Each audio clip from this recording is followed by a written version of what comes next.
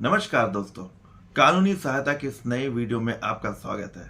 मैं हूं एडवोकेट नीतीश सहाय और जैसा कि आप जानते हैं कि मैं अपने चैनल के माध्यम से आपको कानून की छोटी मोटी जानकारियां उपलब्ध कराता रहता हूं। दोस्तों, इधर हाल में मैंने नेगोशिएबल इंस्ट्रूमेंट एक्ट के चेक बाउंस से रिलेटेड कुछ वीडियोस और कुछ शॉर्ट वीडियोस अपलोड किए थे, जिसमें आपके बहुत अच्छे रिस्पॉन्स भी आए और साथ ही साथ कई तरह की क्वेरीज भी मुझे मिली, जिनमें ज़्यादातर क्वेरी लीगल नोटिस से रिलेटेड थी, क्योंकि मैंने अपने वीडियोस में लीगल नोटिस के इम्पोर्टेंस को बहुत जोर देकर बताया है। तो आप में से बहुत से लोग लीगल नोटिस कैसे ड्राफ्ट होना चाहिए, उसमें क्या क्या प्रिकॉशंस लेने चाहिए, इस बात की जानकारी मुझसे चाहते थे। तो आज का वीडियो इसी टॉपिक पर आधारित है। दोस्तों, आज के वीडियो में हम डिस्कस करेंगे कि एनआई एक्ट का जो लीगल नोटिस देते हैं उसमें कौन कौन से प्रिकॉशंस लेने अति आवश्यक है और जिनके नहीं लेने पर पूरा का पूरा केस गड़बड़ा सकता है और आपका एनआई एक्ट का केस कोर्ट सेट असाइड भी कर सकती है। दोस्तों, आज का ये टॉपिक बहुत ही इम्पोर्टेंट है और कई दृष्टि से महत्वपूर्ण है, क्योंकि जब आप एनआई एक्ट का केस करते हैं तो अपने केस को अच्छे से प्रेजेंट करना और अच्छे से लड़ना ये आपकी न सिर्फ ड्यूटी है, बल्कि अगर आप ऐसा नहीं करेंगे तो अपने केस को लूज कर लेंगे। और एनआई एक्ट के केस में सबसे ज्यादा इम्पोर्टेंट अगर किसी चीज का होता है तो वो है लीगल नोटिस, क्योंकि लीगल नोटिस अगर प्री मैच्योर हो जाता है तो भी गड़बड़ है, तो भी आपका केस एंटरटेन नहीं होगा, और अगर बिलेटेड हो जाता है तो भी आप उसमें केस नहीं कर पाएंगे। यहाँ इवन एक दिन की देरी भी आपके केस को गड़बड़ा सकती है। तो आप इससे समझ सकते हैं कि आज का ये टॉपिक कितना इम्पोर्टेंट है। तो इसीलिए मेरी आपसे ये गुजारिश है कि इस वीडियो को कृपया अंत तक देखें, और यदि वीडियो अच्छा लगे तो इसे लाइक कर लें और मेरे चैनल कानूनी सहायता को सब्सक्राइब कर लें। धन्यवाद। तो चलिए वीडियो शुरू करते हैं। दोस्तों, चेक बाउंस केस की शुरुआत, जैसा कि मैंने अपने पहले के भी वीडियो में बताया है कि इसकी शुरुआत चेक बाउंस से ही होती है। अब जैसे ही चेक बाउंस होता है तो उसका एक रिटर्न मेमो बैंक के द्वारा आपको दिया जाता है, जिसमें चेक बाउंस होने का कारण लिखा रहता है। अब ये कारण यदि इनसफिशिएंट फंड हो या अमाउंट एक्सीड इट्स अरेंजमेंट हो या स्टॉप पेमेंट हो, इस तरह के कोई भी ग्राउंड्स हो तो चेक बाउंस का केस फ्रेम आउट हो जाता है। अब इसमें आपकी जो सबसे पहली रिस्पॉन्सिबिलिटी होती है वो है विद इन 30 डेज आपको एक लीगल नोटिस एक्यूज्ड को देना होता है। आपके लीगल नोटिस पाने के बाद एक्यूज्ड को 15 दिन का टाइम उसी लीगल नोटिस में आपको देना होता है, जिस पीरियड के अंदर अगर वो पेमेंट कर देते हैं तो वो केस वहीं पर खत्म हो जाएगा। अगर ये पेमेंट नहीं करते हैं तो 15 दिन की मियाद यानी 15 दिन का पीरियड पूरा हो जाने के बाद आपको नेक्स्ट 30 डेज के अंदर आपको कंप्लेंट केस फाइल करना होता है। तो ये तो हुआ इसका प्रावधान। अब हम लोग इसमें जो लीगल नोटिस देंगे उस लीगल नोटिस के इंग्रेडिएंट्स क्या क्या होने चाहिए, या यूं कहें कि लीगल नोटिस में किन किन बातों का हमें ध्यान रखना चाहिए, क्या क्या प्रिकॉशंस लेने चाहिए, ताकि आपका लीगल नोटिस लीगली साउंड हो और इन्फोर्सेबल हो, और साथ ही साथ आपके केस को अच्छी तरह से बयां भी करे, ताकि जज आपके लीगल नोटिस को देखकर ही सारा केस को अच्छे से समझ सके।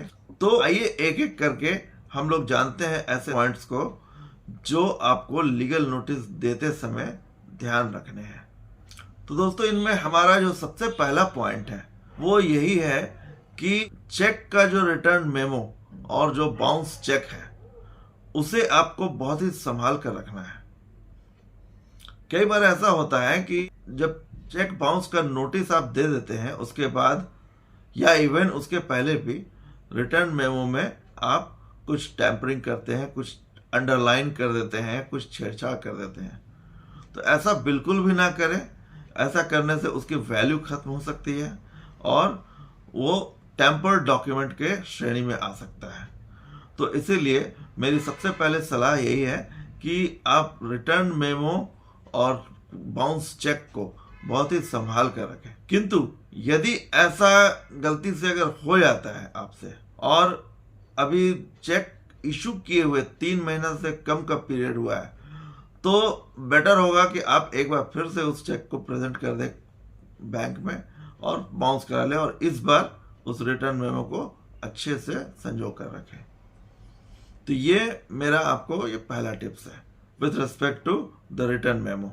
दूसरा टिप्स है कि चेक बाउंस मेमो की ओरिजिनल कॉपी आपको अपने पास रखनी है, क्योंकि यही ओरिजिनल कॉपी जब केस होगा तो उसमें आपको एज एनेक्शर फाइल करनी पड़ेगी। इस संबंध में मेरा तीसरा जो ओपिनियन है या तीसरी टिप्स है वो ये है कि दोस्तों, जब आप लीगल नोटिस भेज रहे हैं तो इस बात का पूरा ध्यान रखें कि ये legal notice check bounce memo के प्राप्त होने के 30 दिनों के अंदर अंदर आपको लीगल नोटिस भेज देने हैं, क्योंकि चेक बाउंस केस का ये स्टैट्यूटरी प्रोविजन है कि विद इन 30 डेज आपको लीगल नोटिस भेज देना है, जिसमें आपको उस एक्यूज्ड को 15 दिनों का समय देना है, और 15 दिनों का समय बीत जाने के बाद फिर नेक्स्ट 30 डेज में आपको केस फाइल कर देना है। तो दोस्तों, यहाँ पर मैं आपको एक बात बता दूं कि जो दूसरा वाला 30 डेज है यानी केस फाइल करने के लिए, उसमें तो थोड़ी बहुत फ्लेक्सिबिलिटी मिलती भी है कि आप अगर कोई रीजनेबल कॉज से अगर कोई डिले होता है तो वहाँ आप कंडोनेशन ऑफ डिले का पिटिशन दे सकते हैं। किंतु so far issuance of notice is concern, तो नोटिस इशू करने के संबंध में आप कोई भी डिले नहीं कर सकते हैं। अब अगर किसी कारण से वाकई में डिले हो ही जाती है तो उसका फिर क्या उपाय हो सकता है? तो दोस्तों, अगर आप बोनाफाइडली कोई डिले हो ही गई है किसी कारण से, शायद आपको जानकारी नहीं थी इस वजह से, या सामने वाली पार्टी कुछ नेगोशिएशंस कर रही हो कि आज दे देंगे कल दे देंगे, और आपको टेलीफोन पर या मैसेजेस पे वो सिर्फ घुमा रही हो, तो ऐसी स्थिति में अक्सर हो जाता है कि हमारा 1 महीना निकल जाता है। तो ऐसी स्थिति में आप चेक को दोबारा प्रेजेंट कर सकते हैं बैंक में और फिर से उसको बाउंस करवा लें, और जिस दिन आपने आखिरी बार चेक प्रेजेंट किया और उसका जो मेमो मिला, उस डेट से 30 दिनों के अंदर अंदर आपको नोटिस भेज देना है। तो आप इस बात को शायद समझ गए होंगे कि मैं क्या कहना चाह रहा हूँ। अगर चेक बाउंस नोटिस भेजने में आपको मेमो रिसीव करने से किसी कारण से अगर 30 दिनों की डिले हो गई है, तो आप बेटर होगा कि एक बार और चेक को प्रेजेंट करके उसको फिर से बाउंस करा लें, और इस बार चूक ना करें, इस बार विद इन 30 डेज नोटिस भेज दें। हाँ, जो नेगोशिएशंस होने हैं या हो सकते हैं वो तो नोटिस भेजने के बाद भी आप कर सकते हैं, और अगर पार्टी रेडी हो जाती है तो फिर वो नोटिस कंप्लाइड माना जाएगा। तो इसीलिए नोटिस भेजने में आप जरा भी कोताही ना करें, क्योंकि ये स्टैट्यूटरी प्रोविजन है कि जहाँ 30 दिन से 31 दिन भी अगर हो जाएगा तो फिर आपका कंप्लेंट एडमिट नहीं हो पाएगा। हाँ, कंप्लेंट फाइल करने के समय में जो 30 दिन का जो टाइम मिलता है, उसमें अगर वो 2-4 दिन 10 दिन अगर डिले हो रहा है और वो किसी बोनाफाइड रीजन से हो रहा है, तो उस रीजन को आप कोर्ट के समक्ष रखकर एक कंडोनेशन ऑफ डिले का पिटिशन फाइल कर सकते हैं, जिसपे कोर्ट का डिस्क्रिशनरी पावर होता है कि वो अगर चाहे तो डिले को कंडोन कर सकती है। अब दोस्तों, एक और समस्या आती है कि जब आप लीगल नोटिस भेजते हैं तो कई बार सामने वाली पार्टी जो बहुत ज़्यादा चालाक किस्म की होती है, वो ये करती है कि पोस्टमैन के साथ मैनेज कर लेती है। पोस्टमैन को कुछ 100-50 पकड़ा करके वो नोटिस को रिटर्न करवा देती है, और उसमें एनवेलप में वो या तो लिख देता है कि एड्रेस ही नॉट फाउंड, या हाउस इज लॉक, या फिर एड्रेस इनकम्प्लीट, इस तरह की बातें वो लिख कर वो रिटर्न कर देते हैं। और पोस्टमैन को भी चूंकि पैसे मिल जा रहे हैं तो उन्हें क्या जाता है, वो कर देंगे, वो अंदर का कंटेंट देखने भी नहीं आते हैं। कई बार ऐसा भी होता है कि पोस्टमैन को थोड़ा अच्छे से मैनेज करके वो एनवेलप को धीरे से टेक्निकली खोल लेते हैं ताकि पता न चले, और अंदर के कंटेंट को वो पढ़ भी लेते हैं, वो उसकी कॉपी भी बना कर रख लेते हैं, और फिर ओरिजिनल कंटेंट को वापस डालकर चिपका करके फिर से पोस्टमैन को दे देते हैं। और ये वापस आपके पास रिटर्न हो जाता है विथ एंडोर्समेंट की एड्रेसी नॉट फाउंड। तो इस तरह की ट्रिकबाजी जो लोग करते हैं उनके लिए एज ए बोनाफाइड कंप्लेनेंट अगर आप नोटिस भेज रहे हैं तो मेरी आपको ये सलाह है कि आप एक कॉपी तो उनके एड्रेस पे भेजें, साथ ही साथ उसकी एक सॉफ्ट कॉपी भी बना लें, और वो सॉफ्ट कॉपी जो स्कैन कॉपी हो, ओरिजिनल नोटिस का जो स्कैन कॉपी हो, उस कॉपी को आप उसके व्हाट्सएप पे भी भेज दें। उसके अगर मेल आईडी आपके पास मालूम है तो मेल आईडी पे भी भेज दें, ताकि वो इसके रिसीविंग को एक्नॉलेज कर सके और इस फैक्ट से डिनाई ना कर सके। अब इलेक्ट्रॉनिक मोड्स में जैसे अगर आपके पास उनका व्हाट्सएप नंबर है और व्हाट्सएप में आपने जैसे भेजा उसमें जो ब्लू टिक आ जाता है, तो उस वाले पोर्शन को आप स्क्रीनशॉट ले लें और उसकी एक कलर जेरॉक्स निकाल करके अपने पास आप एज ए रिकॉर्ड रख लें, ताकि जब आप केस फाइल करेंगे तो वहां पर आप ये डॉक्यूमेंट्स भी लगाएंगे तो कोर्ट आसानी से इस बात को मान लेगी कि नोटिस सफिशिएंटली सर्व हो चुका है और वो प्रोसीडिंग को आगे बढ़ा सकती है। इसके बाद लीगल नोटिस में एक और इशू उठता है। कई बार क्या होता है कि आपने जो पैसे दिए थे वो किसी एक व्यक्ति को दिए थे और लीगल नोटिस आप उसकी कंपनी के नाम पे इशू कर रहे हैं, या आपने पैसे कंपनी को दिए थे, आपने लीगल नोटिस कर दिया उस पर्टिकुलर व्यक्ति को। तो ये इस तरह की चीजें नहीं होनी चाहिए। जिसने आपको चेक दिया, चेक आप ये देख लें कि वो चेक कंपनी का चेक है या पर्सन का चेक है। अगर कंपनी का चेक है तो आप लीगल नोटिस भी कंपनी को ही देंगे। हाँ, एक काम आप कर सकते हैं कि ABC company through it's director या मैनेजिंग डायरेक्टर या managing person so and so mister XYZ जो भी है, तो इस तरह से आप कर सकते हैं कि आप व्यक्ति को अगर आप उसमें पार्टी बना रहे हैं तो थ्रू कंपनी बनाइए। आप डायरेक्ट व्यक्ति को नहीं लिख सकते हैं लीगल नोटिस। कहने का मतलब यह हुआ कि जिस व्यक्ति ने या जिस कंपनी ने चेक इशू किया है उसी व्यक्ति या उसी कंपनी को ही आप लीगल नोटिस दें, क्योंकि आपका रियल कल्प्रिट वही व्यक्ति या कंपनी है। इसके अलावा कई बार ऐसा भी होता है कि आपने अमाउंट दिया था 10 लाख रुपए का, आपको उस व्यक्ति ने चेक दे दिया है 2 लाख रुपए का। अब आप जो उससे अमाउंट क्लेम कर रहे हैं वो 2 लाख ना करके आप पूरा का पूरा 10 लाख रुपए मांग रहे हैं। तो ऐसा बिल्कुल भी ना करें। ये ऐसा करने से फिर वो लीगल नोटिस NI एक्ट का लीगल नोटिस नहीं ट्रीट हो सकेगा। इसीलिए जो अमाउंट आपके चेक में भरा हुआ है वही अमाउंट आप क्लेम करें। इसके बाद जो मेरा नेक्स्ट टिप है वो ये है कि आप जब लीगल नोटिस दे रहे हैं चेक बाउंस केस में, तो जाहिर सी बात है कि उसमें आपने कोई पैसे दिए होंगे उनको या उनकी कोई फाइनेंशियल लायबिलिटी होगी जिसके निर्वहन के लिए उन्होंने चेक दिया है। ये बात मैं आपसे उस संदर्भ में कर रहा हूं जब आप एक बोनाफाइड क्लेमेंट हैं। कई बार ऐसा होता है कि लोग किसी का चेक ले लेते हैं या किसी तरह से पा लेते हैं, उसको वो बैंक में डालकर बाउंस करा लेते हैं और फिर फ्रेंडली लोन, पुराना लोन, इस तरह का कोई नाम लेकर वो उस पैसे को क्लेम करते हैं जो उन्होंने कभी दिया ही नहीं था। तो इस तरह का काम ना करें, क्योंकि ऐसा करने से फिर उसको प्रूव भी आपको करना पड़ेगा।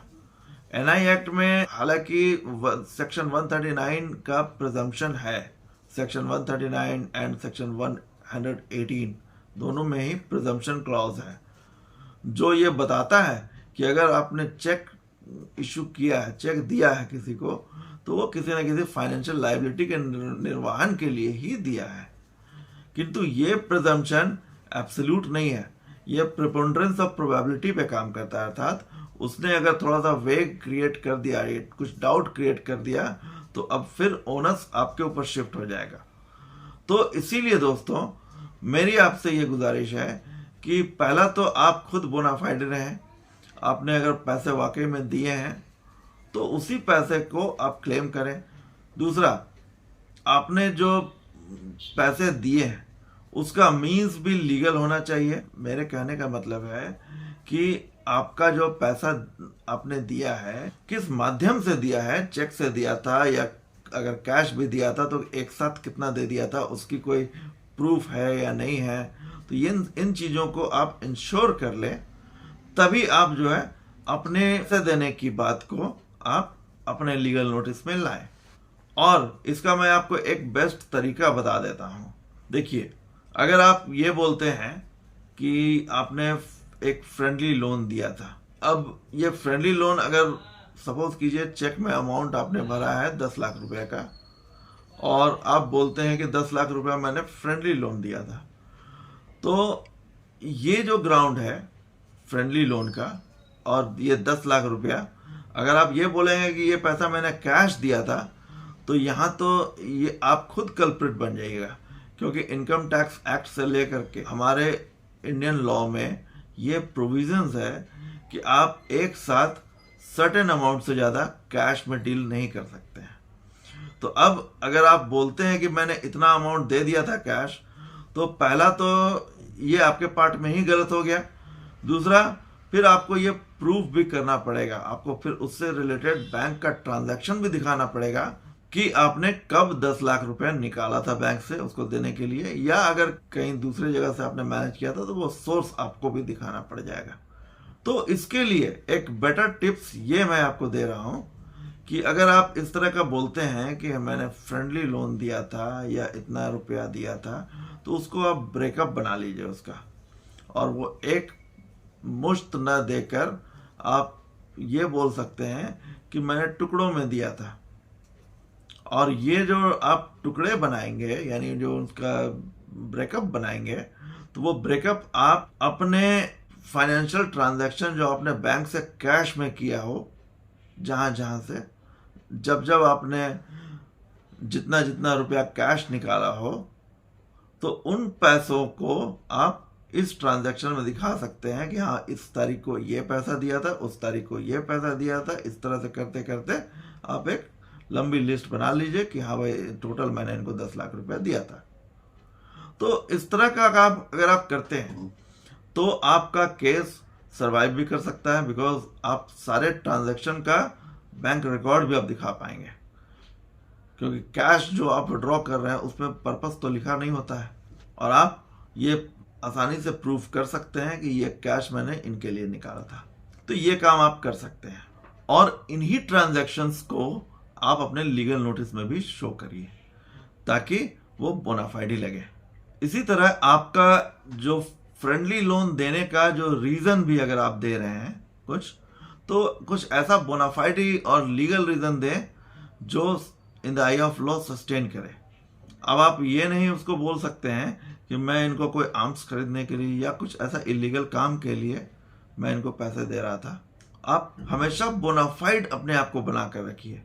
अगर आप खुद को बोनाफाइड रखेंगे तो केस में हर जगह आपके प्रति इंक्लाइनेशन रहेगा कोर्ट का भी, और कोर्ट आपके फेवर में डिसीजन दे सकेगी। एटलीस्ट आप लीगल नोटिस में अगर इस तरह का ग्राउंड ले लेते हैं जिससे आपका प्राइमा फेसी केस मजबूत हो जाए, तो ये ग्राउंड्स आपका इवन अप टिल अगर केस सुप्रीम कोर्ट तक भी जाता है तो वहां तक भी इन ग्राउंड्स से आपको सपोर्ट मिलेगा और आप केस आसानी से जीत सकते हैं। और अंत में मैं यही कहूंगा कि आप बोनाफाइड रहें। आप ये सारे क्लेम अगर बोनाफाइड वे में करेंगे तो इससे न सिर्फ आपका केस मजबूत होगा बल्कि आप भी कॉन्फिडेंट रहेंगे, और जब बोनाफाइड तरीके से कोई केस लड़ा जाता है तो उसमें जीत मिलनी भी पक्की हो जाती है। तो उम्मीद करता हूं दोस्तों कि आज का ये वीडियो आपको पसंद आएगा और इस वीडियो में बताई गई बातें आपके लिए काम की साबित होंगी। इसी तरह के जानकारी युक्त वीडियोस देखने के लिए मेरे चैनल कानूनी सहायता को आप सब्सक्राइब कर सकते हैं। इसके अलावा अगर आपकी कोई लीगल क्वेरीज हो या आप मुझसे 1-to-1 बात करना चाहते हो किसी लीगल टॉपिक पर, तो ऊपर दिए गए मेरे व्हाट्सएप नंबर पे आप कांटेक्ट कर लें और मुझे थ्रू व्हाट्सएप अपनी समस्या आप भेज सकते हैं, जिसका आपको जवाब निश्चित तौर पे मिलेगा। इसके अलावा आप मुझे फेसबुक, इंस्टाग्राम और एक्स पर भी फॉलो कर सकते हैं। तो आज के लिए इतना ही दोस्तों, मिलते हैं नेक्स्ट वीडियो में किसी अगली टॉपिक के साथ। आप अपना ध्यान रखें। जय हिंद, नमस्कार।